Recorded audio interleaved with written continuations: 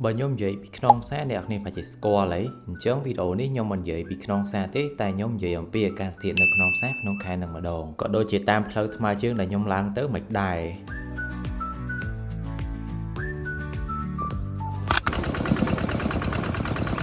ចាប់ផ្ដើមក្បាលដំបូងមកគឺជិះគោយន្តចេញពីភូមិទៅដើម្បីដើរឡើងទៅលើភ្នំខ្នងផ្សារអាជិះគោយន្តមកជុំឯងងុំចុះរត់ទៀតនៅនិយាយវាថាដូចរៀងហង្ហាណារត់ឡើងខ្នងផ្សារបាទ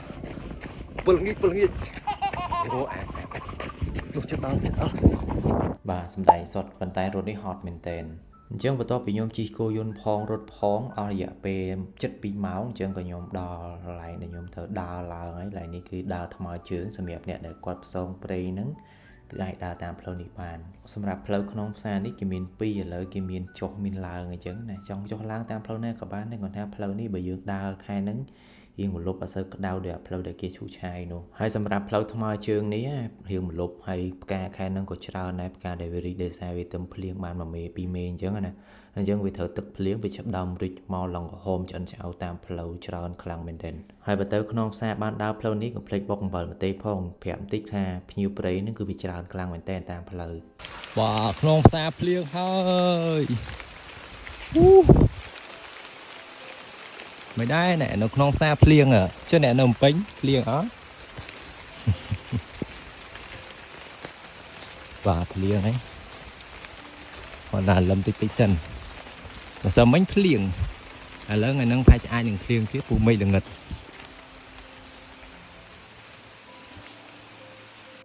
បាទមកក្នុងផ្សារភ្លៀងអីណាជួបជោគឯង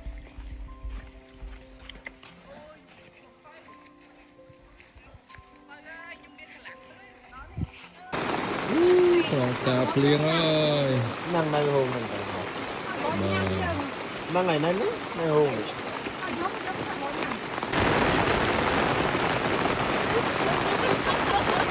មកតាមផ្លូវភ្លៀងល្មមមកដល់ខាងលើភ្លៀងខ្លាំងរបស់គេហើយមានអីតិចដែរទៅគាត់ថាភ្លៀងអញ្ចឹង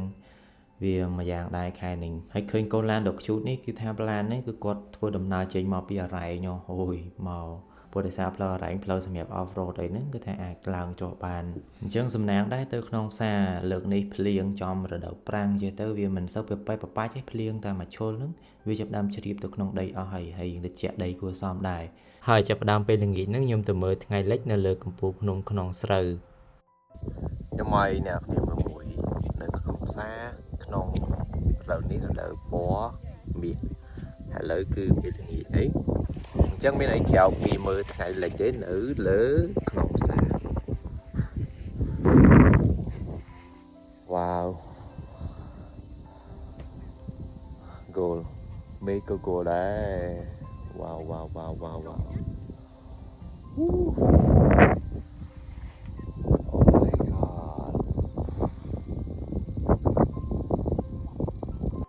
ហើយសម្រាប់ថ្ងៃលិចនេះថាស្អាតខ្លាំងមែនទែនអ្នកនរគ្នាហើយអាកាសធាតុក៏ល្មមទៀតសម្រាប់ពេលយប់អីហ្នឹងគឺយើងអាចទទួលយកបានហើយបានភ្លៀងប៉ុណ្ណេះហើយចាំមើលព្រឹកឡើងសិតតែពពកតែម្ដងអត់មានថា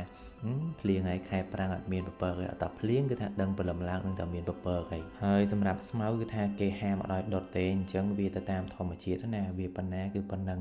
ហើយបើសិនជាគេលួចដុតក៏អត់ដឹងថាធ្វើម៉េចដែរហើយសម្រាប់ទឹកដែលប្រើប្រាស់គឺរៀងតិចអត់សូវជាសបោទេតែខ្ញុំក៏ recommend ឲ្យអ្នកគ្នាទៅលេងដែរព្រោះខែហ្នឹងអត់សូវជាតាមផ្លូវពិបាកណាវាស្រួលហើយក៏អត់មានទីមានអីដែរ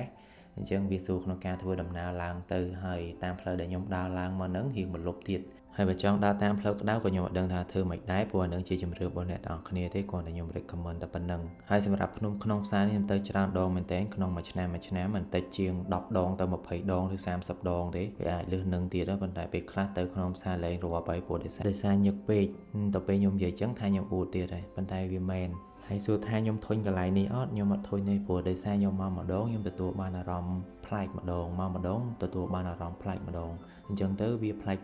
គ្នារហូតអញ្ចឹងណាហើយតែពេលយប់នេះបានមកជួបសត្វស្ពួយវាមករកចំណីនៅក្បែរចក្រានបាយហើយខ្ញុំទៅនឹងខ្ញុំចងរឹងគេងទេហើយក៏ឃើញវាមករកចំណីស៊ីហើយព្រឹកព្រលឹមឡើងគឺយើងក្រោកមក4កន្លះដើម្បីទៅមើលថ្ងៃរះនៅលើកំពូលភ្នំខ្នងផ្សារអញ្ចឹងដោយសារម្សិលមិញភ្លៀងហើយពេលព្រឹកមើលទៅរៀងមានពពកមួយដែរណា រៀងទៅជាក់ភ្នែកដែរដំបូងគិតថាគ្មានថ្ងៃរះទេចប់ហើយមានអីចាំមកស្ទុះមកវ៉ាវឲ្យអ៊ុយតែម្ដង